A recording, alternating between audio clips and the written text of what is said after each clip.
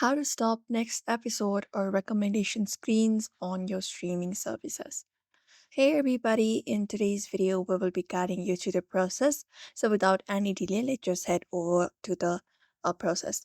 So for that, what you can do is you can head over and open up any of the streaming services, for example, YouTube, or there are other bunch of options like Netflix, Apple TV, iPlayer. You may just head over to those services available. Now, what you can do is, in order to typically head over and stop those kind of next episode, next video, or recommendation screens, you can locate up the settings within the streaming application. For that, for example, for YouTube, you can head over to your profile in the bottom right. And once you are there, locate up your settings at the top right corner, tap on it.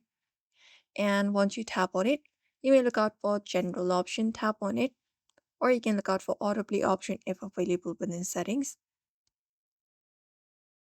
For YouTube, we have that option available under video and audio preferences where you will be finding option called playback, something like that, autoplay or next episode, tap on it.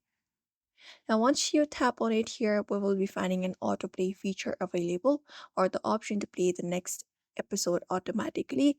You can just go ahead and turn off this option. If this option is turned on, you can just go ahead and tap on it. After that, turn it off. And that way, you can just go ahead and turn off the autoplay and confirm your changes once that is done. And that should help you. And that is it.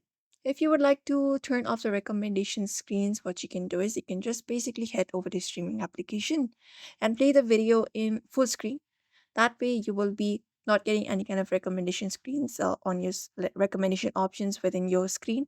So that is it. So you may follow this method if you would like to do so. So I hope this video was helpful. Give it a thumbs up and subscribe for more tips and tutorials.